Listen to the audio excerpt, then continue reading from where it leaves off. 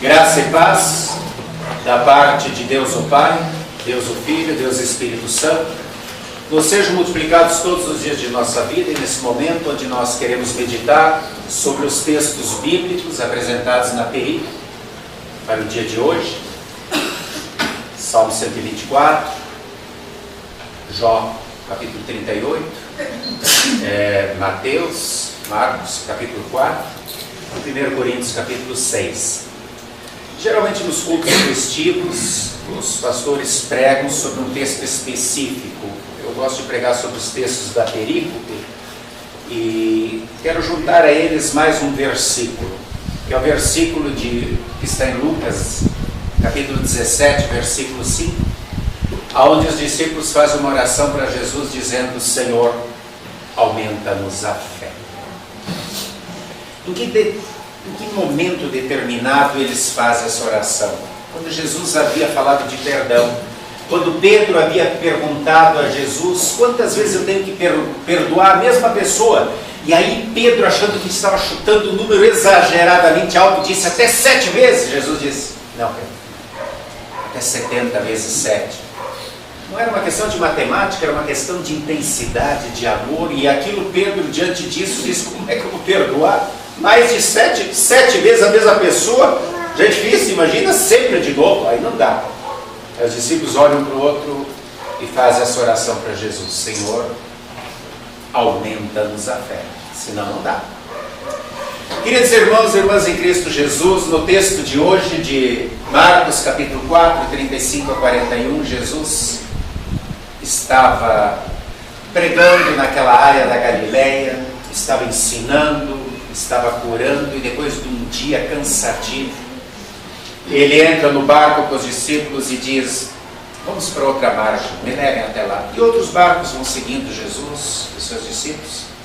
E naquela região, ela é uma região cercada de montanhas. Esse mar da Galileia, na verdade, é um grande lago, que é o lago de Genezaré, ou de Tiberíades, como também é chamado. Mas pelo fato de ser cercado de grandes montanhas, e ali fica a maior montanha ao lado do Líbano, que é o Monte Hermon, que tem 3.000 metros de altura, tem sempre seus picos congelados, e é lá que nasce o Rio Jordão. Por ser uma área muito montanhosa, e esse lago da Galileia ele é 200 metros abaixo do nível do mar Mediterrâneo, ali tempestades são comuns. Então, de repente, como o texto diz, estava tudo calmo, tranquilo, e de repente levantou-se a tempestade. E esse de repente às vezes dói. Quem em nossa vida, quando não estava tudo tranquilo, de repente levantou-se a tempestade? Um acidente, uma doença, um problema maior. Foi assim. De repente levantou-se a tempestade. E os discípulos pescadores experientes baixam as velas, começam a remar, e o texto diz que o barco encheu-se de água, e outros, tirando a água e viram que não conseguiam vencer, com a sua experiência, com a sua agilidade, se desesperam. Eles não têm tempo para olhar com os olhos da fé que Jesus está ali, e a razão os leva ao desespero e grita: Senhor, vamos morrer! E Jesus acorda, diz para a tempestade: calma, emudece. E o silêncio volta. E então puxam de orelha os discípulos: vocês são muito tímidos, homens de pequena fé. Queridos irmãos, queridas irmãs, Jesus estava no barco. Quando as tempestades da nossa vida nos atingem, não esqueçamos que Jesus está no barco. O barco é a sua igreja, e para este barco nós fomos trazidos desde o momento do nosso batismo. E Jesus diz que nem as portas do inferno irão prevalecer contra a sua igreja. Mas é preciso olhar com os olhos da fé. Se olharmos apenas com a nossa razão e sentirmos o que está acontecendo ao nosso lado, aí acontece o que muita gente quer fazer, pular do barco. E aí não dá. Se eles pulassem do barco, eles morreriam. Precisamos orar, como naquela outra ocasião os discípulos oraram: Senhor, aumenta-nos a fé. No Salmo 124, que nós acabamos de ler em forma responsiva, nós temos uma oração de agradecimento do salmista por um grande livramento que Deus fez com o povo. O povo, em um momento muito difícil, foi livrado do mar, livrado daquele mar vermelho, livrado do exército dos egípcios que queria matar o povo, e o salmista faz uma oração de agradecimento. Foram libertados da morte. De quantas mortes Deus tem libertado você? E aqui aconteceu o contrário. A gente disse que depois da tempestade vem a bonança. Aqui estava em bonança e veio a tempestade. E os discípulos foram libertados da morte. O povo foi libertado da morte e orou. Nós oramos pelos de repentes da vida, que Deus tem nos livrado, nos amparado, nos protegido de uma bala perdida, de um assalto, de um acidente. E, Senhor, aumenta-nos a fé. O texto de Jó, capítulo 38, ele é escrito no meio daquela tempestade que se abateu na vida de Jó. Conhecemos a história. Jó perdeu seus filhos, uma casa desabou sobre eles no meio de uma festa, o seu gado, suas ovelhas, tudo foi levado, foi roubado, ele está ali doente, sofrendo, a mulher dizendo: morre logo e amaldiçoa esse teu Deus. E ele, firme na fé, apenas com muita paciência, com muita determinação, diz: eu vim ao mundo nu, e deste mundo eu não vou levar nada. E mesmo assim, vem 3 amigos que começam a acusar Jó: olha, peraí, tu tem algum pecado está escondendo, por isso Deus está te castigando. É aquela história que sempre a gente acha que qualquer coisa é castigo, né? E ficam acusando Jó, e Jó se defende e diz: eu sou um homem justo, eu sou um homem bom, eu sou um homem correto. E nessa sua defesa, a sua justiça vai muito além do que deveria ir. Ele não transgride o seu relacionamento com Deus, mas de repente, depois que os 3 amigos falaram, fala um 4º personagem chamado Eliú. Eliú, Deus está comigo, é o significado dessa palavra. E ele diz: olha, eu gostaria de falar também, eu deixei Jó falar, e vocês 3, vocês são mais velhos, eu tenho que respeitar. Mas eu quero falar uma coisa: ô Jó, já viu o tamanho do sol? Prestou atenção como as estrelas brilham e elas não caem no firmamento? Tu já viu como são bonitas as estações do ano? E Eliú começa a falar lá no capítulo 33 e vai pontuando a grandeza e a soberania de Deus. E Jó começa a se recolher na sua insignificância como o outro tal. E no capítulo 38 é o próprio Deus quem fala através do redemoinho e diz: Jó, onde é que tu estava quando eu criei os astros? Onde é que tu estava quando eu fiz todas as estrelas e dei nome para cada uma delas? Ô Jó, onde é que tu estava quando eu fiz os anjos? Para eles me louvarem, me adorarem. Onde é que tu estavas quando eu fiz o mar e disse: até aqui tuas ondas vão, a partir daqui elas não passam? Onde é que tu estavas quando eu fiz os ventos, quando eu bordei as nuvens no céu? Foi você que me ajudou, Jó. E Jó tem que se recolher a sua insignificância, louvar a Deus, agradecer, exaltar o nome do Senhor. E ele em momento nenhum pecou contra Deus, mas Deus precisou mostrar o seu poder. E tudo é restituído de forma maravilhosa na vida de Jó, porque ele é um homem determinado na fé, mesmo nesse grande momento de tempestade na sua vida. Nós somos assim? Senhor, aumenta-nos a fé. No texto da epístola, o apóstolo Paulo, 1 Coríntios capítulo 6, ele está falando das tribulações na vida do cristão, das angústias, das dificuldades, diríamos hoje, de tanto bullying, zombaria que o cristão sofre. E ele diz que mesmo assim é gratificante permanecer fiel, e ele fala da reconciliação através de Jesus, e no texto ele faz questão de agradecer a Deus pelo fato de sermos cooperadores de Deus na tarefa de evangelizar. E o que chama a atenção é o último versículo, o versículo 13, é onde Jó, depois de falar de toda a dor, todo o sofrimento dele e dos outros cristãos, os cristãos de Corinto, ele ainda diz assim: mas eu gostaria de pedir mais uma coisa para vocês. Eu gostaria que vocês, ele usa esse termo, se dilatassem mais. Ele quer que os cristãos se doem mais, que haja mais renúncia, mais abnegação, mais empatia, mais ir em direção ao outro. Apesar de toda dor, todo sofrimento, toda zombaria, ele pede que os cristãos se abram mais para os outros em amor. E então, nós lembramos de Lutero dizendo que nós precisamos ser um pequeno Cristo ali onde Deus nos colocou, no trabalho, na escola, na rua. Um pequeno Cristo para as outras pessoas, mesmo em meio às dores, às dificuldades. Conseguimos fazer isso? Senhor, aumenta-nos a fé. Os discípulos viram Jesus dormindo na polpa do barco e achavam que a salvação deles dependia apenas do esforço e da experiência deles. Quando veem que a tempestade é muito forte, eles se desesperam.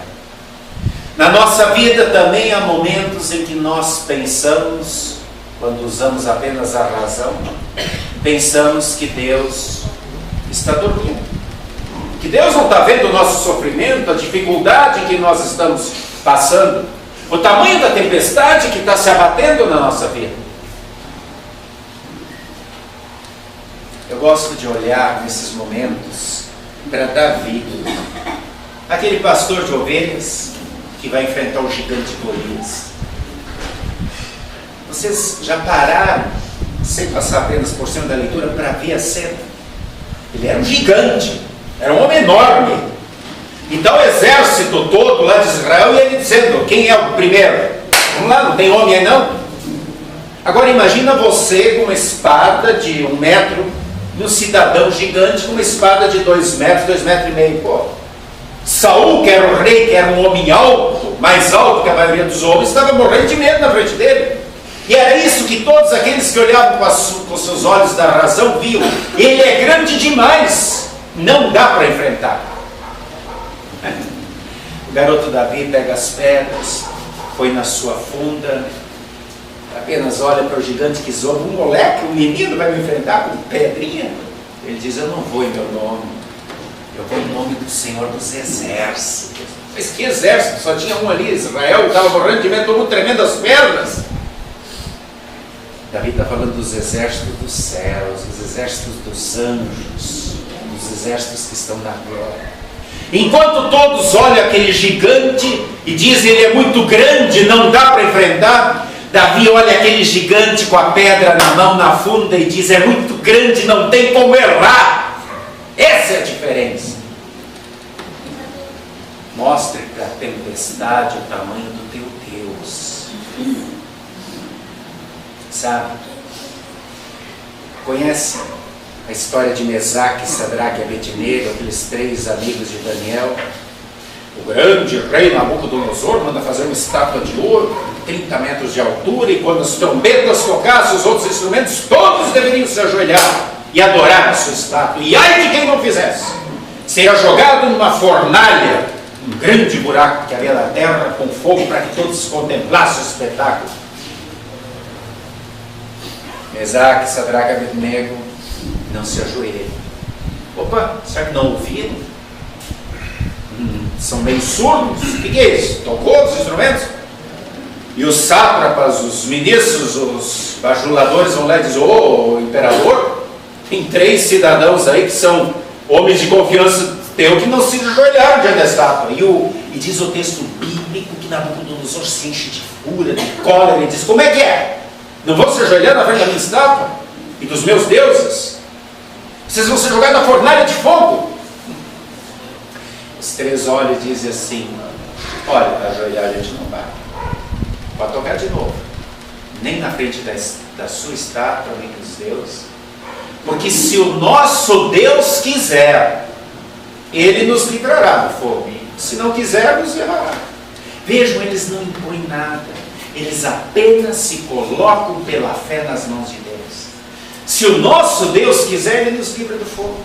E Nabucodonosor se enche de cólera, de raiva e manda aquecer 7 vezes mais a fornalha. E aquele fogo é tão intenso que os homens mais resistentes do seu exército, que jogam os 3 amarrados dentro da fornalha, não resistem ao calor, desmaiam e morrem. E Nabucodonosor, contemplando o espetáculo, chama todos para contemplar. Eis o que vê. As amarras se soltam e os 3 estão caminhando no meio da fornalha com um outro homem com aspecto de um anjo. Há um 4º homem na fornalha. E as pernas do imperador tremem. O seu orgulho, essa soberba são sufocados pelo que ele vê. E ele chama eles para fora. E então eles saem caminhando, os 3. O homem de Deus já cumprira a sua missão. E não há cheiro de queimado nas suas roupas, no seu cabelo. E ele se apavora e ele diz: de hoje em diante eu vou fazer um decreto, e ai daquele que não se ajoelhar diante do Deus de Sadraque, Mesaque e Abednego, porque esse tem poder. Mostre para a tempestade o poder do tamanho do teu Deus. Sabe, às vezes Deus não nos atende imediatamente e a razão quer nos confundir. Olha, ele deve estar dormindo. É a dúvida, é a indignação, é o imediatismo, são os questionamentos. E queremos gritar como os discípulos: Senhor, tu não está vendo o barco afundar? Ei, socorre, nós estamos morrendo. Eu estou sofrendo, eu estou doente, tu não está vendo a minha situação, não? Nós queremos, não é um Deus, a gente quer um extintor de incêndio. Quando tem o fogo, a gente é assim, isso é bem humano. Um pastor, amigo nosso, confessou que estava preparando, escutou aqueles gritos, e ele saiu correndo, o filhinho estava se afogando, ele pulou na piscina, salvou o filho, fez uma respiração boca a boca, a água saiu, o filho conseguiu se salvar, e ele imediatamente se ajoelhou ao lado da piscina e começou a adorar a Deus, dizendo: Senhor, eu te agradeço por salvar a vida do meu filho, eu te louvo e eu reconheço que tu és um Deus de amor, um Deus de poder, um Deus soberano. Depois, quando contou essa história para a gente, ficou com muita vergonha e disse: e se Deus levasse o meu filho? Ele deixaria de ser um Deus de amor, um Deus poderoso, um Deus soberano, pelo fato de achar que estava na hora de levar meu filho? Não é assim que a gente é? A gente admira a história do apóstolo Paulo, mas a gente não quer ouvir de Deus: a minha graça te basta. Paulo, desfigurado, doente, ora, Deus me livra da enfermidade, eu estou sofrendo muito, eu sou um servo teu. E Deus diz: Paulo, não vou te livrar não, tu vai continuar doente. A minha graça te basta, o que importa é que tu tenha perdão dos pecados e que tu vai para o céu, Paulo. Eu quero que tu continue doente e fraco, porque enquanto tu é fraco, eu sou forte em ti. Tu sabes que precisa de mim. E a minha força transborda através de ti, Paulo. Paulo agradece. Nós dizemos: muito obrigado, Senhor. Nós queremos ouvir: a minha graça te basta. Senhor, aumenta-nos a fé. Paulo tinha muita fé. Eu pergunto para vocês: o que é fé? Fé não é só confiar em algo suficiente por si mesmo. Não, mas eu confio no freio do meu carro porque ele está ali para parar o carro. E a gente confia, né? Mas se estiver mal regulado? Bom, eu confio no elevador que vai me levar lá no 20º andar. Ele está lá para me levar. Mas e se ele estiver sem manutenção? Eu lembro da história do cidadão que foi pular de paraquedas. Estava todo confiante, né? Que ia pular de paraquedas no segundo avião. Aí o coleguinha dele, sempre tem um espirituoso, disse: ei, quem é que amarrou teu paraquedas? E agora? Se o cara amarrou mal, pegou um pulo só. A gente não se pergunta isso. Você, quando vai no restaurante, na pizzaria, você é um service. Você se pergunta, por isso, se a cozinheira estiver de mau humor hoje, se ela brigou com o marido, e se ela resolveu botar um chumbinho aqui dentro? Não, a gente come a comida, está tudo tranquilo. Está ótimo. Quem é o piloto do avião? Né? Se foi aquele alemão que quer suicidar, né? Assim, pode ser do trem, pode ser da van, pode ser da... A gente se pergunta, não, a gente está ali tranquilo, a gente confia. Confiar na conversa de um vendedor que quer te vender o produto porque vai dar lucro para ele, não quer dizer que é a melhor opção. Confiar no político que pede o teu voto, te promete um monte de coisa que ele não está nem pensando em cumprir. Ou no pastor que te promete cura, prosperidade, riqueza e sucesso. Queridos irmãos, a confiança só é válida quando o objeto na qual a depositamos é confiável. Existem vários ídolos por aí, mas existe só um Deus. Um só caminho, a verdade e a vida. Enquanto o povo, lá na época de Nabucodonosor, via aquele fogo da fornalha, eles viam o inferno aceso e sabiam que aquele fogo é muito pior. Por isso não se ajoelharam diante das estátuas dos deuses. Mas tem muita gente que por qualquer coisa quer pular do barco e se ajoelha na frente de qualquer ídolo. Ah, eu estou doente, não estou ficando bom. Então eu vou apelar para uma rezadeira, para um curandeiro, para um santo, para um orixá, ou para um grupo de oração desses fortes que vai lá em casa e determina para Deus que eu tenho que ficar bom, que eu não aceito a doença. Como tem gente se ajoelhando diante de ídolos? Só há um caminho. Aqui o artigo é definido, é o caminho, a verdade e a vida. Todo o resto leva ao inferno e arde muito mais que aquele fogo. Queridos irmãos e irmãs, a fé verdadeira ela inclui conhecimento, assentimento e confiança. É preciso eu conhecer esse Deus que me ama, que é Pai, que é Filho, que é Espírito Santo. E Ele se dá a conhecer na mim. É preciso assentimento, eu preciso concordar, porque realmente esse é o Deus verdadeiro. Esse é o Deus que me ampara, que me consola, que me protege e que sabe o que é melhor para mim, em todos os momentos.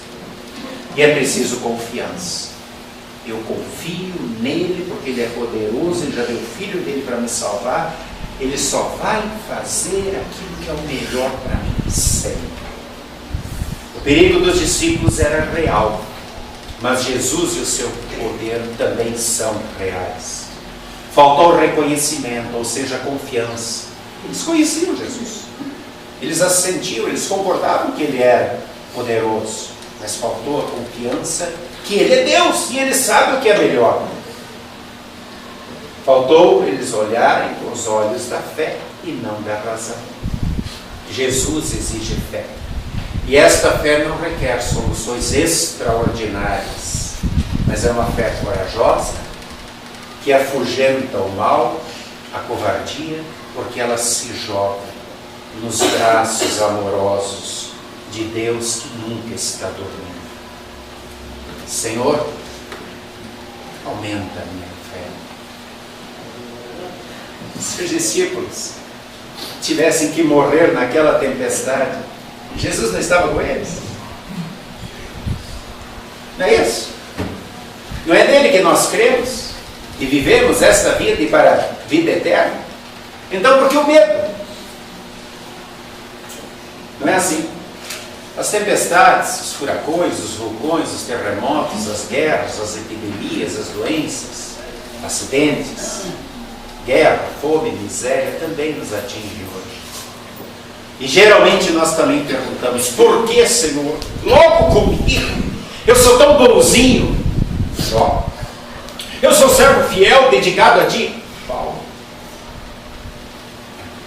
Será que nós temos também a convicção de responder com Paulo? Para mim o viver é Cristo e o morrer é lucro. Senhor, aumenta-nos a fé. Na verdade, Deus permite que as tempestades aconteçam na nossa vida por dois motivos. Primeiro, por causa do pecado.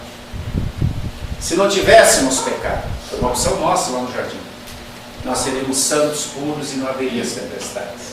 E a Bíblia diz que a partir do pecado que surgem os abrolhos, os espinhos, o suor do rosto, seca, enchente, e assim vai ser até o final dos tempos. Paulo diz que a natureza geme e suporta por causa do nosso pecado. Foi nós que criamos tudo isso.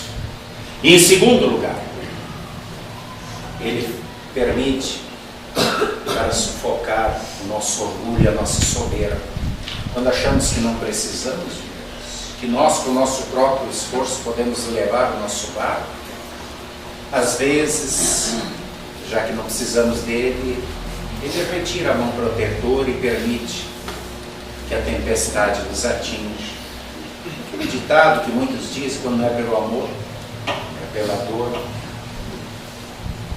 E ele deixa que isso aconteça para sufocar o orgulho, para criar humildade, o reconhecimento e a verdadeira fé. Queridos irmãos e irmãs, todos nós tememos a morte por causa do pecado que cometemos. E Jesus hoje, nesse texto do Evangelho, ele nos confronta, nos coloca de frente com a morte. E ele mostra que só ele é a solução para o problema da morte. E mais, ele promete a cada um que tem fé: eis que estou contigo todos os dias, até a consumação dos séculos. Mateus 28, 20. Ou seja, creia somente. Queridos irmãos e irmãs, ele sempre se importa conosco. Ele nunca está dormindo. Foi por isso que ele veio ao mundo. Foi por isso que ele se fez uma criança, um verdadeiro homem. Sabe, aquele bebezinho que estava lá no meio daqueles animais fedorentos, mal cheirosos. Aquele nenenzinho que estava passando frio naquela noite. Os pastores, quando foram, encontraram ele envolvido em faixas, porque ele estava com friozinho, que precisava mamar para se alimentar. Ele é o do Salmo 124, o Criador das estrelas, do sol, da lua, é o Deus onipotente. Mas ele se fez homem, precisou aprender a caminhar, a falar. Uma profissão de carpinteiro, quando ele batia aqueles pregos lá ajudando o pai dele a fazer cadeira e mesa, ele lembrava dos pregos que depois, por amor a nós, furariam as suas mãos. Sabe, ele dormiu, ele foi verdadeiro homem, ele comeu, ele bebeu, ele riu, ele levou chicotada por causa de mim, por causa de ti. E sabe por que tudo isso? Podia ter pulado toda essa etapa e se jogado logo na cruz, mas ele fez isso para dizer para você que reclama das tempestades da tua vida: eu já passei por isso. A gente, quando tem alguém sofrendo, um amigo, a gente diz: eu te entendo. Às vezes sem entender, a gente não passou por isso. Mas quando ele diz eu te entendo, ele passou. Passou tintim por tintim. E muito mais do que isso. Esse era o Deus que ele estava dormindo, mas que nunca deixou de ser Deus. Como diz Paulo, ele precisou se esvaziar da majestade para poder morrer para nós. Mas sempre foi Deus, tanto que nasceu de uma virgem. Ninguém nasce de uma virgem. Transformou água em vinho, multiplicou pães e peixes, curou cegos, leprosos, ressuscitou mortos e ressuscitou a si mesmo, vencendo a morte, mostrando que é Deus Todo-Poderoso. Por isso nós temos ali duas velas acesas. A vela, o fogo, simboliza a nossa fé, que é viva, que ilumina. É a fé que crê que na cruz morreu o verdadeiro homem e o verdadeiro Deus em meu lugar, porque ele se importa comigo. Queridos irmãos, a Bíblia diz em Romanos 8, 28, todas as coisas cooperam para aqueles que amam a Deus, também as tempestades. Você crê nisso? Se ainda não, então ore: Senhor, aumenta a minha fé. Hoje estamos aqui reunidos no aniversário de 47 anos da Igreja Luterana aqui em Itaguaí. E aí a gente pergunta: como é que a gente está depois desses 47 anos? como igreja. Pureza doutrinária, ok? Permanecemos firmes. Há 500 anos a nossa igreja não muda. Ela permanece fiel aos preceitos bíblicos. Somente a Escritura é a palavra de Deus. Somente pela fé somos salvos. Isso é pela graça de Deus em Cristo. As outras igrejas, elas passam de tradicional para ortodoxa, para carismática, para pentecostal, para prosperidade. Não se define. Nós permanecemos, nós temos a firmeza doutrinária, não mudamos. E não mudaremos até ele voltar. Em segundo lugar, eu pergunto, mas nós valorizamos essa herança? Falamos? Metemos o peito? Não nos dobramos os joelhos diante das ofertas que são oferecidas aí fora? Quando as trombetas tocam, como fez Mesaque, Sadraque e Abednego, fizeram. E o terceiro ponto que eu queria destacar é o dilatar-se, do qual Paulo fala. Estamos nos dilatando como igreja, empatia, indo em favor ao próximo, amando, procurando entender as necessidades do outro, levando o perdão e o amor de Jesus no nosso exemplo diário lá fora. Como Lutero diz, sendo pequenos cristos. Essa é uma característica da igreja luterana. Deus espera que seja a tua característica e minha também. Senhor, aumenta a minha fé. Que Ele nos conserve firmes como sua igreja. Ele não está só no barco, mas Ele é o timoneiro do barco e está levando esse barco, que é a sua igreja, para o porto seguro. Vivamos o Evangelho em amor ao próximo todos os dias, para que o nome, a honra e a glória de Deus sejam exaltados e haja sempre o crescimento na sua igreja. E certamente daqui a 3 anos nós estaremos aqui celebrando um jubileu maravilhoso, se Ele não nos levar antes disso para a glória. Enquanto isso, que a nossa oração seja: Senhor, aumenta a minha fé. Amém. E a paz de Deus, que excede o entendimento humano, guarde nossos corações e a nossa vida, firmes na fé em Cristo, como sua igreja, vencendo todas as tempestades da vida, porque o nosso Deus é maior. Que assim seja. Amém.